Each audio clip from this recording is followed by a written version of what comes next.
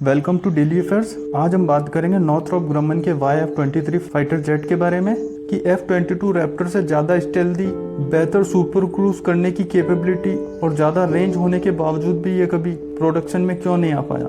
तो बात करते हैं इसके अस्तित्व में आने की। तो 1978 के अंदर अमेरिकन रिकॉनेसेंस सैटेलाइट ने जब पहली बार सोवियत के एडवांस Su-27 और MiG-29 के प्रोटोटाइप को देखा तो अमेरिकन इसे देखकर बहुत ज़्यादा शॉक्ड हो गए थे। ये दोनों प्रोटोटाइप यूनाइटेड स्टेट एयरफोर्स के main fighter jet F-15 eagle से ज़्यादा एडवांस थे और कहीं ज़्यादा मनूवरेबल थे।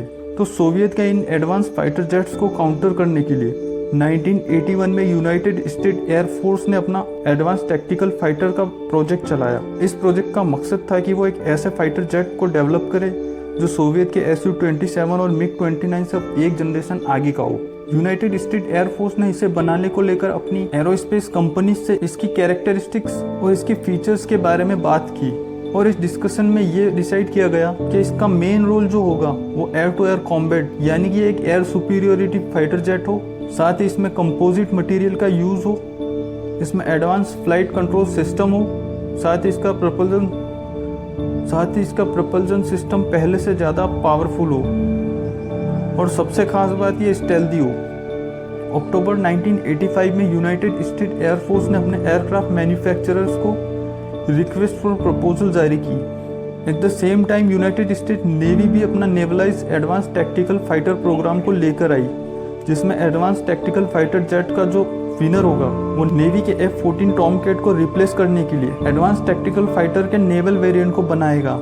यूनाइटेड स्टेट नेवी को नेवलाइज्ड एडवांस टैक्टिकल फाइटर प्रोग्राम के तहत 546 एयरक्राफ्ट खरीदने थे और यूनाइटेड स्टेट एयरफोर्स का प्लान था कि वो तकरीबन 750 एडवांस टैक्टिकल फाइटर खरीदेंगे। जुलाई 1986 में Lockheed Martin, Boeing, General Dynamics, McDonnell Douglas, Northrop Grumman और रॉकवेल ने अपने अपने प्रपोजल को सबमिट किया, जिसमें लॉकहीड मार्टिन और नॉर्थरॉप ग्रमन को सेलेक्ट किया गया। आगे चलकर लॉकहीड मार्टिन, बोइंग और जनरल डायनामिक्स ने मिलकर अपनी एक टीम बनाई। वहीं नॉर्थरॉप ग्रमन और मैकडॉनल्ड डगलस ने भी अपनी एक टीम बनाई। 31 अक्टूबर 1986 को लॉकहीड मार्टिन और नॉर्थरॉप ग्रमन को एज ए फाइनलिस्ट चुना गया। दोनों टीमों को अपने अपने प्रोटोटाइप बनाने और उनके फ्लाइट टेस्ट के लिए 50 महीनों का टाइम दिया गया।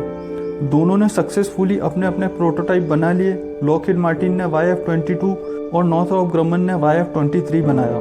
YF-23 का जो डिज़ाइन था उसे यूनाइटेड स्टेट एयरफोर्स की जो रिक्वायरमेंट थी, सर्वाइवेबिलिटी, सुपर क्रूज, स्टेल्थ और लो मेंटेनेंस, इन सब को ध्यान में रखकर बनाया जा रहा था। इसके दो प्रोटोटाइप बनाए गए थे। पहला YF-23 प्रोटोटाइप 22 जून 1990 को रोल आउट हुआ। इसने 27 अगस्त को 50 मिनट की फर्स्ट फ्लाइट पूरी की। वहीं इसके दूसरे YF-23 प्रोटोटाइप ने 26 अक्टूबर को अपनी फर्स्ट फ्लाइट पूरी की। पहला जो YF-23 था इसमें प्रैट एंड विटनी के YF-119 इंजन को लगाया गया था, जबकि दूसरे YF-23 के प्रोटोटाइप में जनरल इलेक्ट्रिक के YF-120 इंजन को लगाया गया था। इन जेट्स में लॉकहीड मार्टिन के YF-22 की तरह थ्रस्ट वेक्टरिंग नोजल के बजाय फिक्स्ड इंजन नोजल्स दिए गए थे, जैसा कि B-2 बॉम्बर में है। YF-23 के इंजन से निकलने वाली हीट को कम करने और इंफ्रारेड होमिंग मिसाइल डिटेक्शन से इंजन्स को बचाने के लिए हीट एबल्टिंग टाइल्स का यूज किया गया था, जैसे space shuttle thermal protection systems. 18 सितंबर 1990 को पहले YF-23 ने प्रैट एंड विटनी के इंजन के साथ 1.43 मैक की स्पीड पर सुपर क्रूज किया। वहीं 29 नवंबर 1990 को दूसरे YF-23 ने जनरल इलेक्ट्रिक के इंजन के साथ 1.6 मैक की स्पीड पर सुपर क्रूज किया। इसके कंपैरिजन में लॉकहीड मार्टिन के YF-22 ने मैक 1.58 की स्पीड से सुपर क्रूज कर पाया था। YF-23 को आफ्टर बर्नर के साथ 1.1 मैक की टॉप स्पीड पर टेस्ट किया था, जिसमें इसने मैक्सिमम 25 डिग्री का एंगल ऑफ अटैक अचीव किया था। हालांकि कुछ सोर्सेज का कहना है कि इसने 2 मैक से ज़्यादा की टॉप स्पीड और 1.6 मैक से ज़्यादा स्पीड पर सुपर क्रूज किया था।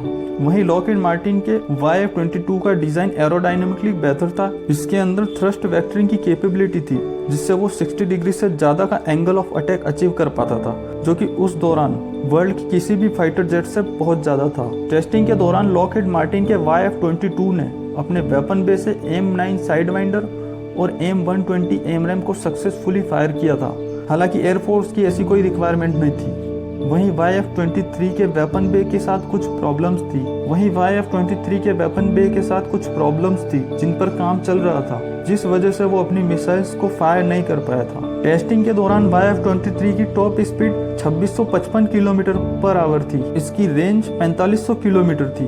वहीं YF-22 की top speed 2414 kilometre per hour थी और इसकी रेंज सिर्फ 3200 किलोमीटर थी। तो इन सब से ये पता चला कि YF-23 ज़्यादा स्टेल्थी और ज़्यादा रेंज देता था, वहीं YF-22 ज़्यादा अजाइल और मनूवरेबल था। 23 अप्रैल 1991 को secretary of the air force Donald rice ने लॉकहीड मार्टिन के YF-22 को विनर घोषित किया।